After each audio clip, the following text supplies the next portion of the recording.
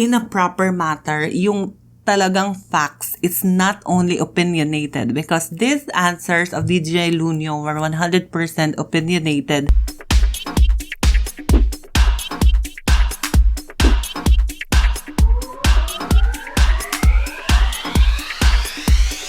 Yes, hello people, welcome back into my channel. This is your one and only Einra Fierce, and today we're going to have another reaction video. And of course, this is a little bit different from the previous reaction videos that we are doing here in this channel because ngayon po ay magre-react po tayo sa statement ni DJ Loonyo, which is a social media influencer po and idol po ng marami. So we knew social media na sobrang laking platform at kailangan po natin i-correct yung mga information na kukuha, especially yung mga kabataan, no? So everyone has the access to the internet and everyone actually is receiving the information. Marami pong fake news sa social media, and that's the main reason why we are here. We need to give our medical, idea. We are, of course, a member of the medical technology profession, and of course, we are fully fledged medical technology just to give some insights and idea. And of course, hindi rin naman po tayo perfect too. Kaya naman po I appreciate po yung mga corrections nyo in the comment section. Yes, definitely. And of course, before we proceed po sa ating reaction video, invite naman po kayo na i-click naman po ang subscribe bar, pati na po ang notification bell, at mag-comment na rin po kayo ng inyong mga request reaction videos at kung ano pang videos para sa channel na ito. And of course, like and share para po ma-beat natin ang YouTube algorithm. And of course, maging page upload ang ating mga video content. Yes, okay, meron tayong maliit na video rito, very short video, around 5 minutes. Panoorin muna natin ang different parts of it, but magpo-pause po tayo from time to time para po ibigay ang ating idea. For disclaimer, I am not a vaccine specialist. I am a medical technologist. So, okay, let's proceed now to our reaction video. These people are using our platform. We just want to ignite something inside of these people for them to do the research, to do the responsibility as human beings, to not rely on the just government, to not rely on other people, but to rely on what they believe and what they study. Totoo. Diba? Totoo ang statement ni DJ Loonyo. Yes, of course, we are using our platform to influence other people at lahat po ng information na binabanggit natin sa mga video na pinoproduce natin is na-reach yung different viewers, and of course, I already mentioned earlier, different age group. And of course, these people is medyo immature pa. So, what they saw in the platform, yun na po ang paniniwalaan nila. Kung kaya, sana po naman maging responsible influencer tayo. Kagaya po ni Mr. DJ Loonyo. So, correct. We are here to ignite. Definitely, that is true. Okay, bakit ka magma-mass testing? My question is, bakit ka magma-mass testing if ever sasabihin mo itong vaccine ito is 100%? Tawag nito? 100%. So at this point, he's actually talking about mass testing for vaccines. So that is the beginning statement, no? So he is actually questioning kung bakit tayo magma-mass testing. Gagana. Bakit may ma-mass testing? Right? So ibig sabihin, yung mass testing kawawa yun. Kayo yung kung sino yung kasama dun sa mass testing na yun, good luck kung anong klaseng reaction yung gagawin ng vaccine sa katawan mo kung kabilang ka dun sa mass testing. Bro, speaking of... Yes, definitely. Totoo, meron po talaga mga side effects from person to person. And we're doing mass testing for vaccine to identify and correct certain effects po sa mga tao. So, different race, different nationality, meron pong mga different DNA coding and iba't ibang protein composition po tayo. And ang vaccine po na ito ay tina-target po ang mga protein composition ng COVID-19, and of course, at the same time, it could interact since it's made out of protein, so it's possibly there is a reaction from one protein to another. And also, as we all know, by studying the antigen and antibody reaction, so there you go, it's a better explanation already na possible nga na magkaroon ng side effect, which is true, but definitely mass testing is used to correct and to find out kung ano yung pinaka-harsh effect, and at the same time, ma-neutralize yung mga effect na ito. That's why this is really important. And before you produce a vaccine, definitely, meron po tayong mga protocols and mass testing is one of them. So, ano yung alam mo sa mass testing na yun, Lun? Na Ako, bago ka First magpunta and doon? foremost, bakit si DJ Loonyo yung tinatanong with this matter? He is not credible to answer those questions. Better, if you want to ask question with regards to medical matter, talk with a medical professional. I just don't know. I just don't know. It's like gagana ba tong bagay na to sa ganitong ano, 'di ba? I don't know kung ano yung gagamitin nila sa mass testing, pero kung ano man yung papainom nila, kung ano yung papagawa nila, it's a trial and error. That's why it's mass testing. Kaya kawawa yung magi-intake, kawawa yung mag-undergo noon because it's not 100% proven. So in short, hindi ko dapat i-take yun kung ganun It shouldn't be mandatory. Yes, it shouldn't be mandatory. It should be encouraged. Depende na sa'yo With kung gusto consent, mong i-test yung sarili mo or gusto mong paniwalaan yung ano nila. Diba? But for me, why would you test me? I'm a human being. I will react kung ano yung papainom mo sa akin. Paano pag yung papainom mo sa akin, magre-react ng medyo malala yung katawan ko? So I'm dead. That is true. Of course, there's reaction possibly. I already mentioned that from early statement that I already mentioned.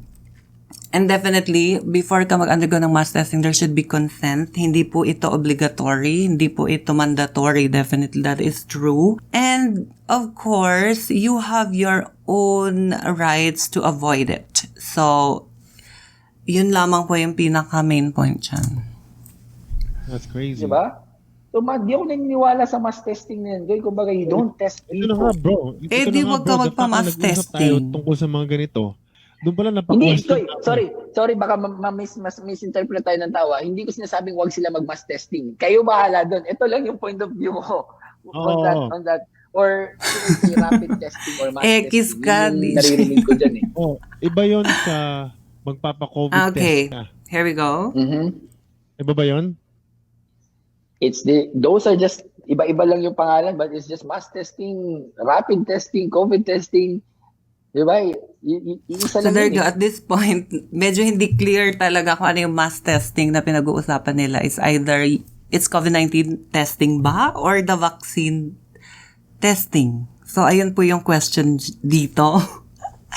So ngayon medyo confused na sila. So when you say COVID-19 and rapid testing, it's all about positive and negative patients. It's not all about the vaccine. So i-clarify lang po natin. When you are undergoing mass testing for vaccine, definitely ang i-inject po sa inyo is actually the vaccine. Yung research vaccine, mas kusing pinag-aralan, masusing ni research under laboratory measure, mga protocol sa laboratory. So that is the proper procedure and how they do that. And mass testing actually for vaccine is actually for people is the final stage of testing the effectivity of the vaccine. They just want to prove if it's gonna work or not. There should be a medical professional here. So, paano pag uwi mo ngayon, biglang reactant pala yung na-take mo? So, paano pag paano pag may ininom ka na baso and then your kids or si Uno iinom ng the same baso and then affected na lahat? We don't know. It's okay na maging meticuloso tayo sa kung ano natin nowadays because we're really vulnerable. Definitely, you are vulnerable. Things. Lalo na pag wala tayong alam. Coming back to that mass testing. What or yung swab testing? 'Di ba galing yun sa ibang bansa? Galing sa ibang bansa yung mga ganun. O what if yung swab na yun, bago pa nilagay yun, bago pa tinest sa bago pa tinest sa sistema mo, meron na palang meron na palang pampa-positive yun. So, diba, parang they're just creating something para i-prove na kailangan ng magka-vaccine. Kumbaga planado. Hala, sobrang shallow ng idea talaga ni DJ Loonyo. Parang nakaka-HB. Well, anyway, people. Dumako na ba tayo sa COVID-19 testing? Yes, definitely. Meron po tayong 2 swab, which is oropharynx and nasopharyngeal swab. So, ito po ang usually na route or the specimen na kailangan para po ma-identify o ma-recover po yung COVID-19 sa ating katawan. So, kaya po tayo sinaswab is to collect yung COVID-19 virus. Kasi doon po sila kadalasang namamalagi sa oropharyngeal or sa nasopharynx ho natin. So, yan po ang main purpose ng swab. I think before yan gawin sa tao, that should be safe. You don't have any idea at all. Of course, there is no possibility na makontract mo yung virus by just doing mass testing with swab unless used na yung swab na ginamit sa'yo. That is clerical error, which is really rare to happen. Bago siya ilagay sa bibig mo, kahit wala ka naman talagang virus, pero what if meron na yes, talaga it's contaminated. DJ Loonyo, ikaw ba pinopromote mo ngayon? Dapat anti-vaccine ka, ganon? Or ano ba? Ayan, bumalik na naman sila sa vaccine at this point. Again, bago ko ipapasok, research. even for my family, Yes. di ba? May kanya-kanya tayong pananaw sa buhay. Okay? Yes. Kung ano nanonood Yes, na that yan, is it's up true. to you. I'm just saying on my part na if ever magkakaroon ng vaccine, I will not take it not unless alam ko yung mga substance na nandun sa vaccine na yun. It's like very transparent to the public. Definitely, there should be. And all. So, okay, this is actually, a video na hindi dapat talaga natin. It's not really a reliable video. It's only a personal idea. Hindi nag-undergo ng research, hindi nag-check ng mga textbook na possible pagkuha na ng resources para ma-answer ng maayos ang mga question. And both of them are hesitant because they don't have concrete idea about the process and also kung ano ba yung pinag-uusapan nila actually because it's really confusing. At first, they talk about vaccine and then in the middle part, they talk about the COVID-19 testing and then at the end again, vaccine na naman yung pinag-uusapan nila. And of course, before naman talaga ma-produce ang isang vaccine, kailangan ng mass testing and at the same time, transparent po talaga ang mga composition ng vaccine na iyan. Even though transparent yan, if you are not a medical professional, you will not understand the terminologies that in there. So, what you will do if you are hesitant to use the vaccine or any medication possibly, you will also ask a medical professional. Definitely. And in this video, a person should always find, the credible person to answer this kind of really complex thought. And definitely, this information should be disseminated accordingly to those people in a proper matter. Yung talagang facts. It's not only opinionated because these answers of DJ Loonyo were 100% opinionated and of course wala siyang mga facts na pino-point out here, walang resources and also walang mga basis. All of these were personal opinion, maybe hearsay, possibly because wala siya talagang basis sa mga answers niya and there are no assurance when it comes to this. So those people, not just to remind everyone, I already mentioned about some ideas that I have with regards to mass testing for the vaccine and mass testing for COVID-19. And of course, when you do mass testing for COVID-19, the main purpose of that is to isolate yung mga positive cases from negative cases. And of course, this testing identifies those positive cases and therefore when you already know the positive case, that's the time that you will go under isolation for those patients para ma-avoid yung further transmission. That is the main purpose of COVID-19 testing. And then here we are with the mass testing of vaccine. This is to find out the effectivity and the side effects possibly to neutralize those errors na of course different people have different reaction definitely. Totoo yung sinasabi ni DJ Loonyo in that part. And of course, this is also helpful.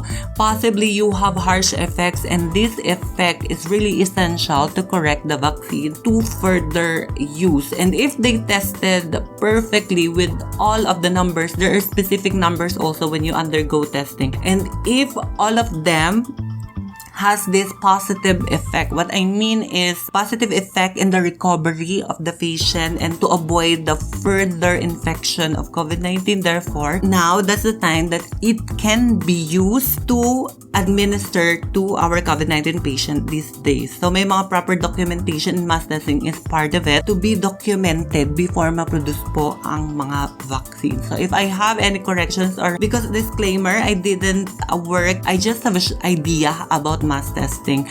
And of course, I'm not working on the vaccine. I'm not a vaccine specialist. So disclaimer lamang po. But these were really helpful to produce the vaccine. And without mass testing, the vaccine cannot be produced. Yun lamang po ang idea natin dyan. So ngayon po, si DJ Loonyo, so just guide your children. guide those people who are following DJ Loonyo, and of course, ask questions to professionals, not to artists, because they don't have that much ideas when it comes to, medical aspects. So, yun lamang po ang ating masasabi sa mga na sumusubaybay kay DJ Loonyo. And of course, marami naman din pong taong may idea with regards to this matter, kaya maraming po talagang reactions na natanggap ang statement na ito ni DJ Loonyo. Okay, this is only a 5-minute video, but I think we made a lot of, reaction in this single video. Okay, that's our overall reaction. Hope that you learned something in this reaction video, and I hope I helped you. And of course, by correcting some of the possible mistakes that I mentioned earlier, yes, I'm really open for correction, and I'm thankful to those people who will correct me in my statement.